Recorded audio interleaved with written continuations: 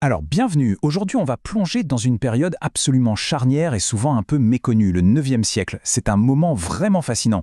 Le monde juif, à l'époque complètement dispersé, va trouver un centre de gravité d'une puissance incroyable à Bagdad, tout en semant, sans vraiment s'en rendre compte, les graines de son propre avenir en Europe.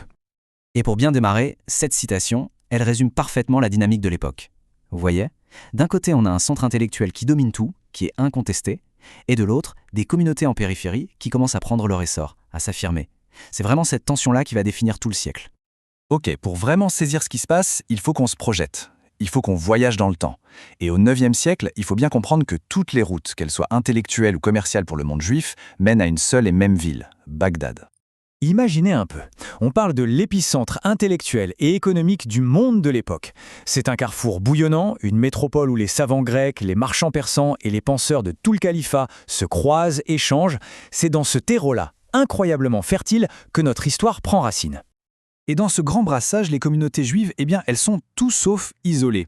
Le cœur battant du judaïsme, il se trouve en Babylonie, ce qui correspond à l'Irak actuel. Les relations avec le pouvoir musulman sont globalement stables, et les juifs sont des acteurs économiques essentiels, parfaitement intégrés aux grands réseaux commerciaux qui vont de Bagdad jusqu'à l'Europe de Charlemagne. Alors, la question c'est, qui dirige tout ça? Ce monde juif si vaste, si connecté? Eh bien, l'autorité, elle ne vient pas d'un roi, non. Elle vient d'un groupe de sages, d'érudits vraiment exceptionnels, les Géonimes. Le mot Gaon lui-même, il veut dire excellence ou génie en hébreu.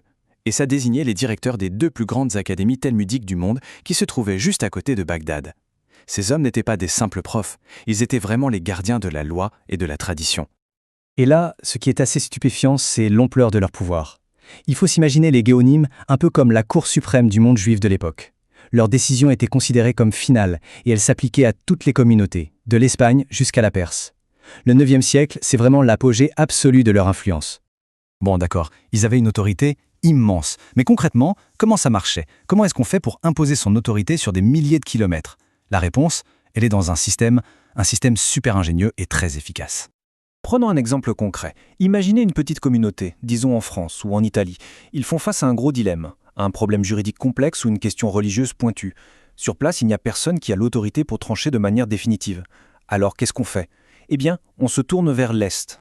Et le système, en fait, il était d'une simplicité révolutionnaire. On prenait une question, on la mettait par écrit, bien précisément, et hop, on l'envoyait, souvent avec des marchands qui faisaient la route, jusqu'en Babylonie. Là-bas, les Géonimes et leurs académies étudiaient le cas, et ils formulaient une réponse détaillée, le responsum, qui était ensuite renvoyé. Et ça, c'est le point crucial. Ce système, c'est comme s'il avait tissé un fil invisible qui reliait tout le monde juif.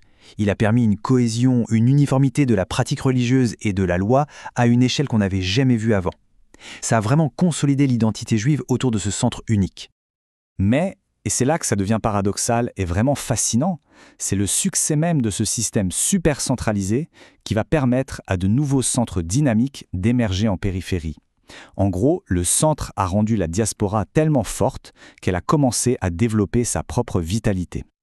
Donc, pendant que Bagdad est au sommet de sa gloire, de nouvelles lumières commencent à s'allumer ailleurs. En particulier en Espagne musulmane, à l'Andalous, qui devient super attractive avec un climat de tolérance et une effervescence intellectuelle incroyable. Et en même temps, des communautés plus solides, plus structurées se développent aussi en Europe. On assiste donc à un double mouvement qui est absolument fascinant. D'un côté, on a la Babylonie. Ça reste le centre de l'autorité, de la tradition, le pôle établi. Mais de l'autre côté, on a l'Espagne, qui devient, elle, le nouveau pôle d'innovation, l'endroit où la pensée juive va s'épanouir au contact de la philosophie et de la science arabe.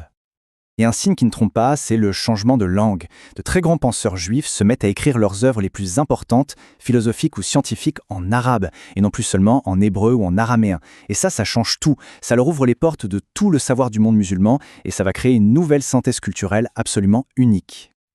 Alors, au final, quel bilan on peut tirer de ce 9e siècle? Comment est-ce que cette période de consolidation et en même temps d'expansion a préparé la suite des événements?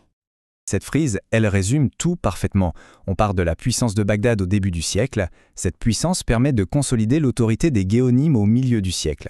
Et c'est cette stabilité qui, à la fin, rend possible l'émergence de nouveaux centres, notamment en Espagne. On voit bien comment chaque étape prépare la suivante. Le décor est planté, comme on dit. Donc pour résumer, l'héritage de ce siècle, il est vraiment double. D'un côté, une unification du judaïsme comme jamais auparavant, sous la direction de la Babylonie, et de l'autre, c'est ce succès même, ce réseau stable et éduqué, qui a créé les conditions parfaites pour l'éclosion de la culture juive spectaculaire qui allait suivre en Espagne. Et on va terminer avec cette question, une question qui, je trouve, résume toute la complexité et l'ironie de cette époque.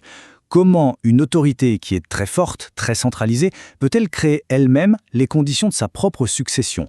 C'est l'histoire d'un centre qui, au sommet de sa gloire, sème en fait les graines de ceux qui prendront le relais plus tard.